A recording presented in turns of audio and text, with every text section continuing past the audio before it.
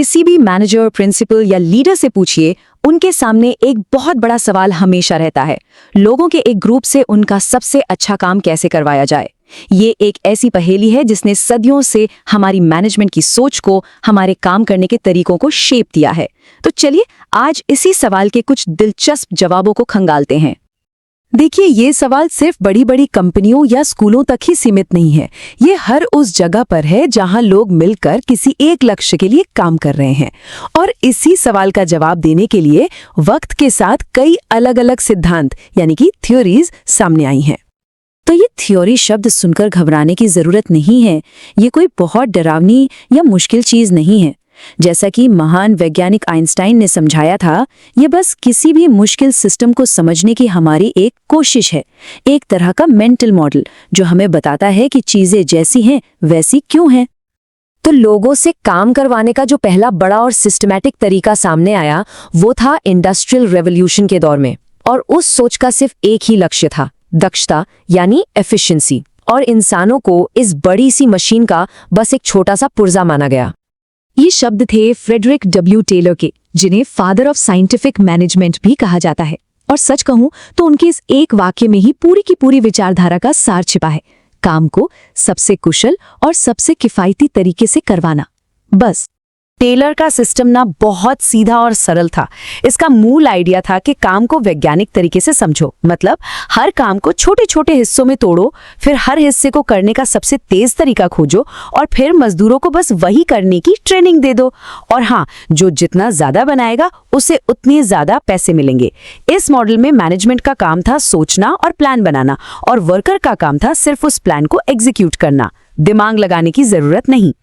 इस classical management theory की जो नींव थी वो इसी सोच पर टिकी थी कि इंसान असल में एक मशीन की तरह है, एक ऐसी मशीन जिसे सही से प्रोग्राम करके ज्यादा से ज्यादा आउटपुट लिया जा सकता है। इसमें भावनाओं की, सामाजिक जरूरतों की या किसी की व्यक्तिगत इच्छा की कोई जगह नहीं थी। लेकिन ये जो मशीनी सोच थी ना, ये ज्यादा लंबे समय तक टिकने वाली नहीं थी। अब कहानी में एक ऐसा मोड़ आता है जहां से मैनेजमेंट की दुनिया में एक बहुत बड़ा बदलाव शुरू हुआ। ये बदलाव कोई रातों रात नहीं हुआ, बल्कि एक के बाद एक घटनाओं ने इसे शक्ल दी। और ये बदलाव शुरू हुआ एक ऐसी खोज से जिसकी किसी ने दूर दूर तक उम्मीद नहीं की थी। इसे हॉथॉर्न स्टडीज के नाम से जाना जाता है, और इसने काम की दुनिया को देखने का हमारा नजरिया हमेशा हमेशा के लिए बदल दिया। इसकी कहानी बड़ी दिलचस्प है। हुआ ये कि शिकागो के पास एक फैक्ट्री में कुछ रिसर्चर्स ये पता लगाने गए थे कि भाई रोशनी कम या ज्यादा करने से मजदूरों के प्रोडक्टिविटी पर क्या असर पड़ता है। तो उन्होंने रोशनी बढ़ाई और प्रोडक्शन बढ़ गया, जाहिर है। लेकिन हैरानी तो तब हुई जब उन्होंने रोशनी घटाई और प्रोडक्शन तब भी बढ़ता रहा। तब जाके रिसर्चर्स को समझ आया कि अरे, असल में मजदूर इसलिए बेहतर काम नहीं कर रहे थे कि रोशनी बदल रही थी, बल्कि इसलिए कि उन पर ध्यान दिया जा रहा था। कोई था जो उनकी बात सुन रहा था, उन्हें इम्पोर्टेंस दे रहा था। और ये एक जबरदस्त खोज थी। पहली बार ये साबित हुआ कि इंसान सिर्फ पैसों के लिए काम नहीं करता। सम्मान पाने की इच्छा, एक ग्रुप का हिस्सा महसूस करना, ये चीजें भी बहुत शक्तिशाली मोटिवेटर हैं। लोगों की जो सोशल और साइकोलॉजिकल जरूरतें हैं, वो उनके काम पर बहुत गहरा असर डालती हैं। तो एक तरफ थी टेलर की मशीनी दुनिया और दूसरी तरफ हॉथॉर्न की मानवीय दुनिया। इन दोनों के टकराव ने एक नए विचारक को जन्म दिया, डगलस मैकग्रेगर। उन्होंने इन दोनों बिल्कुल अलग विचारधाराओं को दो एकदम साफ सिद्धांतों में पिरो दिया, जिन्हें आज हम थ्योरी एक्स और थ्योरी वाई के नाम से जानते हैं। ये दो विरोधी नजरिए बहुत दिलचस्प हैं। थियरी एक्स मानती है कि लोग भाई मूल रूप से आलसी होते हैं, कामचोर होते हैं, उनसे काम करवाना है तो डंडे का डर दिखाना जरूरी है। वहीं थियरी वाई का नजरिया बिल्कुल उल्टा है। ये मानती है कि नहीं, लोग काम करना पसंद करते हैं, वो जिम्मेदार होते हैं, और अगर उन्हें सही माहौल दिया जाए तो वो खुद से बेहतरीन काम कर सकते हैं। और देखिए, एक मैनेजर का विश्वास जिस भी थ्योरी में होता है ना, उसका असर सीधे सीधे उसके काम करने के तरीके पर पड़ता है। जो मैनेजर थ्योरी एक्स में यकीन रखता है, वो हर चीज पर कंट्रोल रखेगा, हर छोटी बात में टोकेगा, जिसे हम माइक्रो मैनेज करना कहते हैं। जबकि थ्योरी वाई वाला मैनेजर अपनी टीम को आजादी देगा, उन पर भरोसा करेगा और उन्हें जरूरी फैसले लेने में शामिल भी करेगा।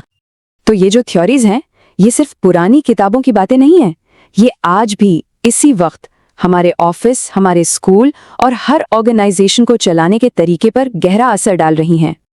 इसको ऐसे भी समझ सकते हैं, थ्योरी एक्स का पूरा ध्यान सिर्फ इस बात पर होता है कि काम खत्म हो जाए, भले ही लोग खुश हों या ना हों, जबकि थ्योरी वाई मानती है कि अगर आप लोगों का ध्यान रखेंगे तो काम तो अपने आप बेहतर हो जाएगा। एक मैनेजर अपनी टीम के साथ कैसा बर्ताव करता है या किसी कंपनी में नए आइडियाज को कैसे देखा जाता है, इन सब सवालों के जवाब कहीं ना कहीं इस बात में छुपे होते हैं कि वो ऑर्गेनाइजेशन जाने अनजाने में थ्योरी एक्स को फॉलो कर रहा है या थ्योरी वाई को। तो अब ये सोचने वाली बात है, जिस ऑफिस या स्कूल या ऑर्गेनाइजेशन को हम जानते हैं, उसका माहौल किस थ्योरी से ज्यादा मिलता जुलता है? क्या वहां लोगों को एक मशीन का पुर्जा समझा जाता है या फिर एक रचनात्मक इंसान? जवाब जो भी हो, वो उस जगह के भविष्य को तय करता है।